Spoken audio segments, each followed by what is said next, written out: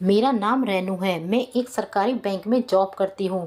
मेरा तलाक हो चुका है क्योंकि मैंने अपने पति की हरकतों के चलते उसे तलाक दे दिया था और इस तलाक के चक्कर में बहुत बदनामी हो गई थी।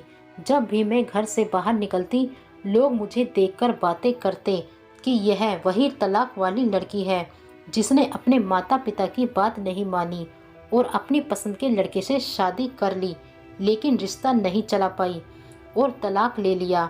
ये बुरा सपना मेरे लिए हकीकत था। हर दिन लोग मुझे घूरते थे या फिर ताने सुनाकर जाते थे, जिसने मुझे खुद पर ही शक करने पर मजबूर कर दिया। मैं इन सब चीज़ों के दबाव में आने लगी और लगता था कि बस अपनी जीवन लीला समाप्त कर लूं ताकि मुझे ये सहना ना पड़े। हालांकि मैं इससे दूर नहीं भाग सकती थी। मैंने ऐसे शख्स से शादी की थी जिसके साथ मुझे लगा था कि मैं हमेशा साथ निभाऊंगी, लेकिन मुझे क्या पता था कि बाद में ये मेरे लिए एक बड़ी गलती साबित होगी। मेरी और समीर की मुलाकात तब हुई थी जब वह एक रेस्टोरेंट में काम करता था। कमाई कुछ खास नहीं थी। वह उस कमाई से घर के खर्चे उठाता था। वह बहुत ही अच्छा व्यक्ति था और उसके बोलचाल के अंदाज ने मेरा दिल जीत लिया था। मैं उस रेस्टोरेंट में काफ़ी ज़्यादा जाती थी जहां वह काम करता था। उस समय मैंने बतौर बैंकर अपने करियर की शुरुआत की थी। एक दिन मैंने हिम्मत कर उससे बात की। हम दोनों घंटों तक लगातार बातें करते रहते। इसी के चलते हमें एक दूसरे से प्यार हो गया। हम इधर उधर घूमने जाने लगे और वह मेरा बहुत ख्याल रखता था और अच्छे से पेश आता था। समीर मुझे अच्छे से समझाता था और मैं जब उसके साथ होती थी तो बहुत खुशी महसूस करती थी। 2 साल बाद हम दोनों ने शादी करने का फैसला किया। ये सबसे अच्छा निर्णय हो सकता था क्योंकि मैं उसके प्यार में पागल थी। मैं उसके माता पिता से भी मिली थी और वे बहुत ही अच्छे लोग थे। हालांकि मेरे पेरेंट्स को ये रिश्ता कुछ खास पसंद नहीं था।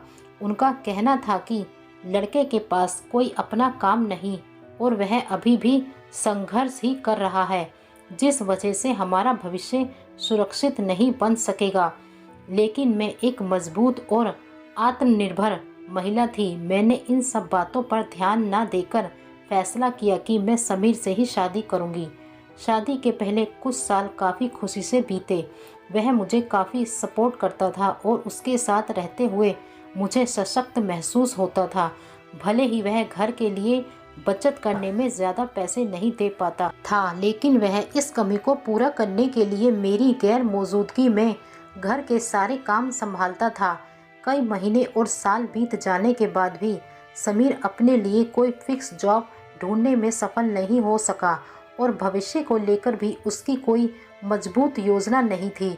शादी के 2-3 साल बीत जाने पर वह अपने खर्चों को लेकर मेरे ऊपर काफ़ी ज़्यादा निर्भर होने लगा।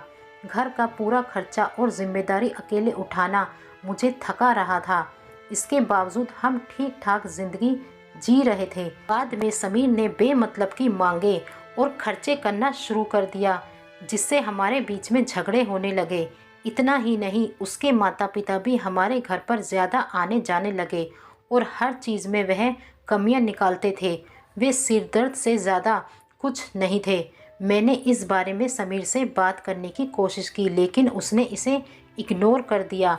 हमारे बीच में बात होना बंद हो गई और मेरी खुशियों से भरी शादीशुदा ज़िंदगी एक जंग का मैदान बन चुकी थी। हमारे बीच में रोज़ झगड़े होने लगे। मैं उसे समझती थी कि वह एक जिम्मेदार जीवनसाथी बने। मेरी सभी कोशिशें बेकार रही और हमारे बीच में पूरी तरह से बात होना बंद हो गई। ये काफ़ी परेशान कर देने वाला था। मैं किसी ऐसे शख्स के साथ नहीं रह सकती थी जो इतनी मुश्किलों की जड़ बन रहा था। मैं उससे जितना प्यार करती थी उतना ही प्यार मुझे खुद से था और मैं अपनी भी इज्जत करती थी।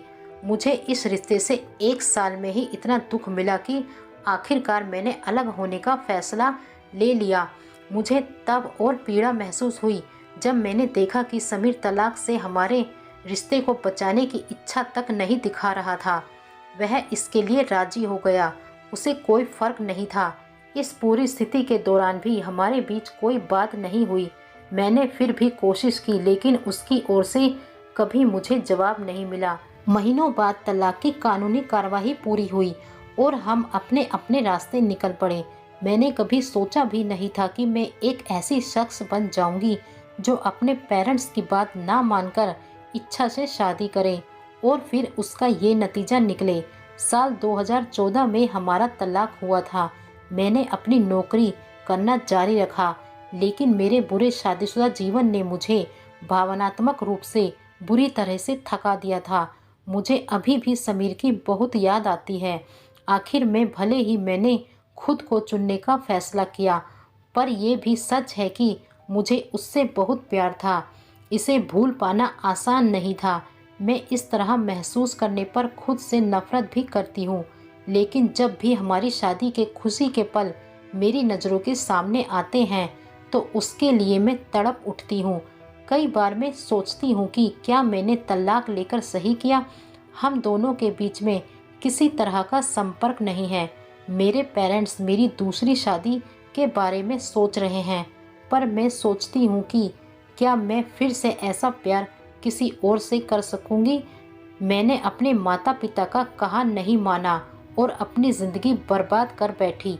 तलाक ने मुझे कहीं का नहीं छोड़ा। किसने बनाया यह तलाक?